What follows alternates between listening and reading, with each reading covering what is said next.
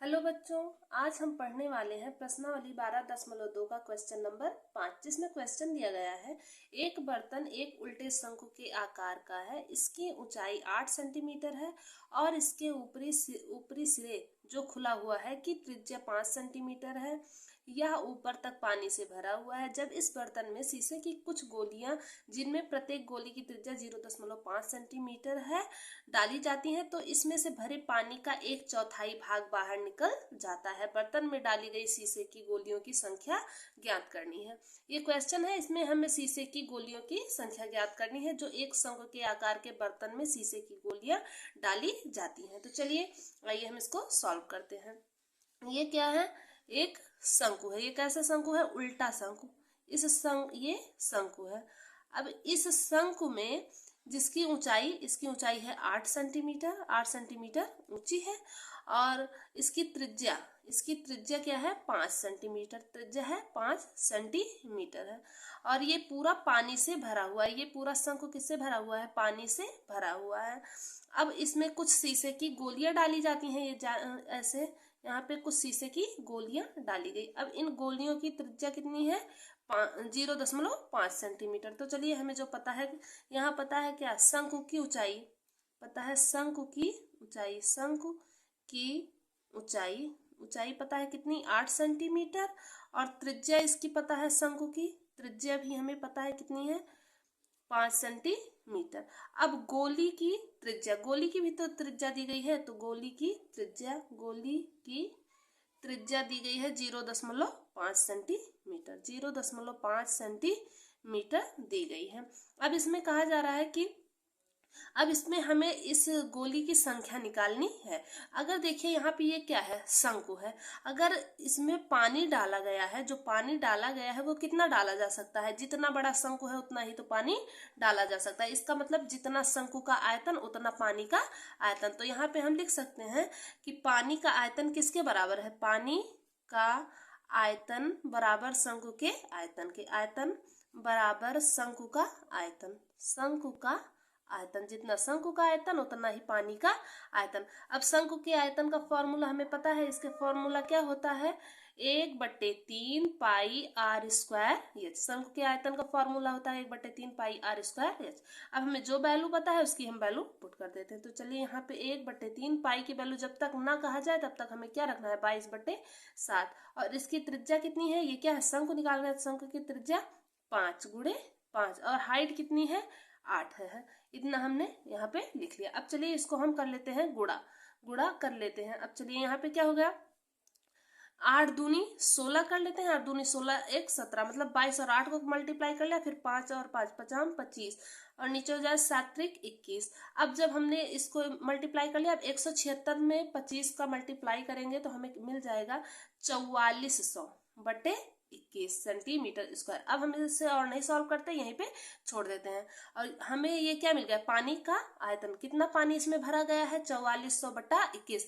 लेकिन जब गोलियां इसमें डाली जाती हैं, जब इसमें कांच की गोलियां डाली जाती हैं, तो कुछ पानी इसमें से बाहर निकल जाता है जब इसमें गोली डाली जाती है। तो अब जितना बचा पानी है तो हम लिख देते हैं बचे पानी का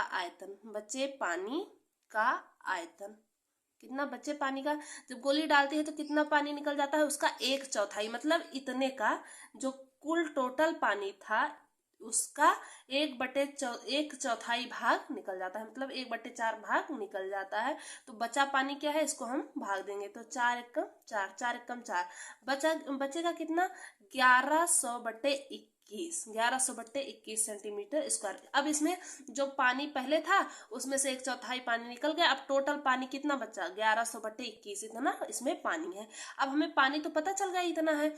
अब अगर हमें गोली का आयतन मिल जाएगा। पानी के आयतन को गोली के आयतन से अगर हम भाग दे देंगे तो जितना भाग गोली घेरी रहेगी वो वही हो जाएगा कि उतनी गोलियां हैं, मतलब उतनी गोलियां हैं अगर हम पानी के आयतन को गोली के आयतन से भाग देते हैं। तो चलिए, अब हम निकालेंगे क्या? गोली का आयतन। चलिए यहाँ पे हम सॉल्व करते हैं। यहाँ पे हम लिखते हैं गोली का आयतन। गोली का आयतन के फॉर्मूला क्या होता है? गोली के आयतन का फॉर्मूला होता है 4/3 pi r cube. 4/3 pi r cube. अब यहाँ पे हमें 4/3 पाई की वैल्यू हमें क्या रखनी है 22/7। और यहाँ पे हमें गोली की त्रिज्या कितनी बताई गई थी 0.5। गोली की त्रिज्या कितनी है 0.5। 0.5 गुणे 0.5 गुणे 0.5। अब यहाँ पे हम जब इसको मल्टीप्लाई करेंगे 4 दूनी 8, 4 दूनी 8।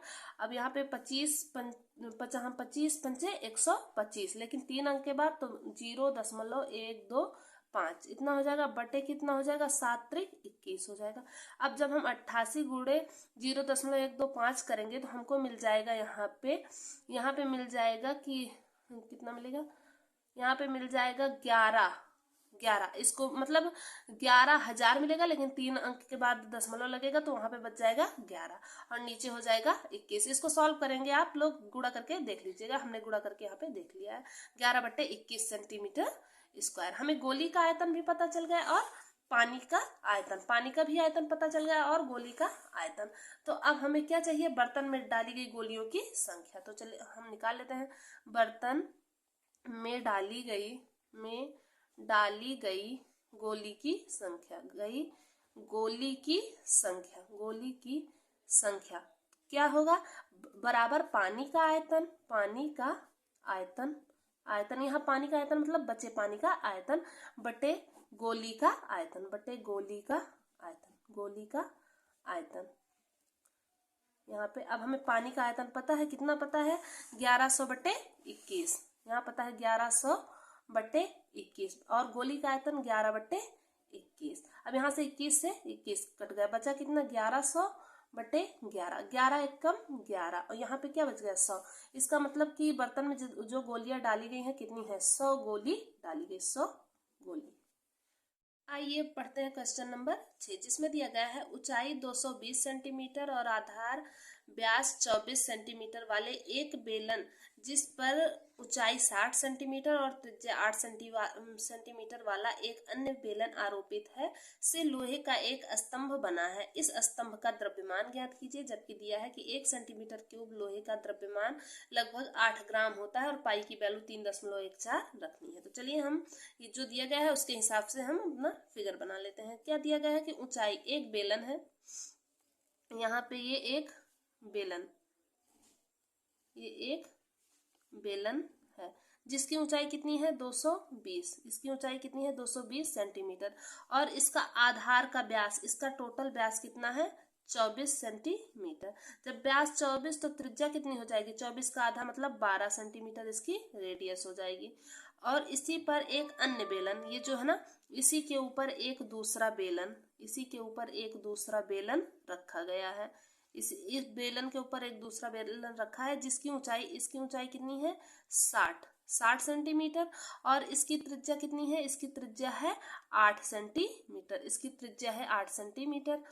तो हमें क्या ज्ञात करना है, इसका द्रव्यमान ज्ञात करना है, इसका मतलब इसका आयतन ज्ञात करना है। तो चलिए हम इसको ये बड़े वाले बेलन की ऊंचाई को कैपिटल एच मान लेते हैं और इसकी त्रिज्या को कैपिटल आर मान लेते हैं। अब इसकी ऊंचाई को मान लेते हैं स्मॉल एच और इसकी रेडियस को स्मॉल आर मान लेते हैं। अब हमें क्या ज्ञात करना है, इस बेलन का मतलब इस स्तंभ का द्रव्यमान। तो हम निकाल लेंगे स्तंभ का आयतन। हमें क्या ज्ञात करना है, द्रव्यमान मतलब आयतन। स्तंभ का आयतन किसके बराबर होगा, आयतन बराबर बड़े बेलन के आयतन धन छोटे बेलन का आयतन। बड़े बेलन का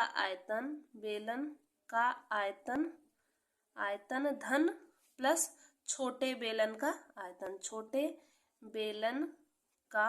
आयतन। अब हमें बेलन के आयतन के लिए फॉर्मूला क्या पता है कि पाई, और हम बड़े बेलन के लिए रेडियस क्या मानते हैं R, pi R square H बड़े बेलन के लिए, और छोटे बेलन के लिए पाई आर स्क्वायर एच। हमने यहाँ पे कैपिटल और स्मॉल क्योंकि बड़ा बेलन है और ये छोटा, और वैसे तो बेलन का आयतन होता है पाई आर स्क्वायर एच, और यहाँ पे नोट इसलिए कर दिया है क्योंकि ये कैपिटल आर बड़े वाले के लिए और ये छोटे के लिए। अब जो वैल्यू हमें पता है उसकी हम वैल्यू पुट कर देते हैं। यहाँ पे पाई की वैल्यू हमें दिया गया है 3.14 रखना है, 3.14, और बड़े वाले की रेडियस कितना है 12 गुणे 12 और इसकी हाइट कितनी है 220 धन यहाँ पे पाई की वैल्यू क्या है 3.14 रखनी है। छोटे वाले की रेडियस कितनी है 8 गुणे 8 और हाइट कितनी है 60 है। इतना हमने रख दिया। इसमें जो कॉमन दिख रहा है, क्या कॉमन दिख रहा है, 3.14 को हम बाहर ले लेते हैं।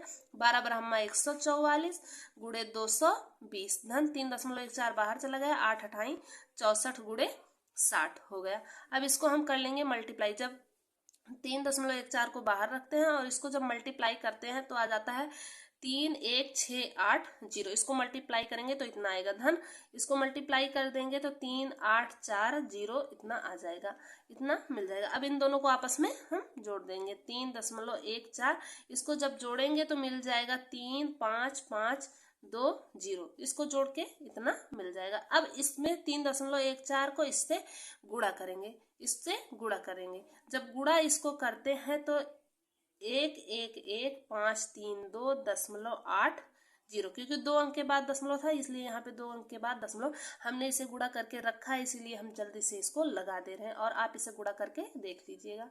फिर इतना हमें मिल गया कि इस स्तंभ का टोटल आयतन कितना है, इतना सेंटीमीटर क्यूब। फिर इसमें कंडीशन दी गई है कि 1 सेंटीमीटर क्यूब लोहे का द्रव्यमान लगभग कितना है, 8 ग्राम है। तो चलिए हमें क्या पता है, 1 सेंटीमीटर क्यूब लोहे का द्रव्यमान किसके बराबर है, 8 ग्राम। द्रव्यमान बराबर 8 ग्राम है। इतना कितना 8 ग्राम है, तो ये जो है 1115332.80 सेंटीमीटर क्यूब लोहे का द्रव्यमान किसके बराबर होगा, तो इसमें 8 से मल्टीप्लाई कर देंगे तो हो जाएगा 1115332.80 इंटू 8, इसको कर देंगे 8 से मल्टीप्लाई, क्योंकि 1 में 8 ग्राम तो इतने में उतना गुणे 8 हो जाएगा। जब इसको मल्टीप्लाई करेंगे तो हमें क्या मिल जाएगा, यहाँ पे मिल जाएगा 89226.2.40 इतना मिल गया। देखिए यहाँ पे 8 शून्य में शून्य, 8 अठाई 64 के 4 हासिल 6, 8 दूनी 16, 4 20 16, 6 बचा था ना, 16 4 20 2 22 के 2 हासिल 2, इसको मल्टीप्लाई कर लीजिएगा इतना आ जाएगा। फिर इतना ग्राम मिल गया। ये हमें आंसर में दिया गया है किसमें, किलोग्राम में। इसे हम किलोग्राम में चेंज करने के लिए क्या कर देंगे, 1000 से भाग दे देंगे। तो चलिए इसको 1000 से भाग दे देंगे तो यहाँ पे कितना हो जाएगा, 40 बट्टे 1000 से भाग देंगे, मतलब 1000 से भाग देने का मतलब ये जो दशमलव है 3 अंक इधर आ जाएगा। तो हमें क्या मिल जाएगा आंसर, 892.2624 किलोग्राम इसका हो जाएगा आंसर। आशा करती हूँ कि आपको ये क्वेश्चन समझ में आ गया होगा। यदि आपको क्वेश्चन समझ में आया तो प्लीज़ हमारे इस चैनल को लाइक, सब्सक्राइब और शेयर अवश्य करें। धन्यवाद।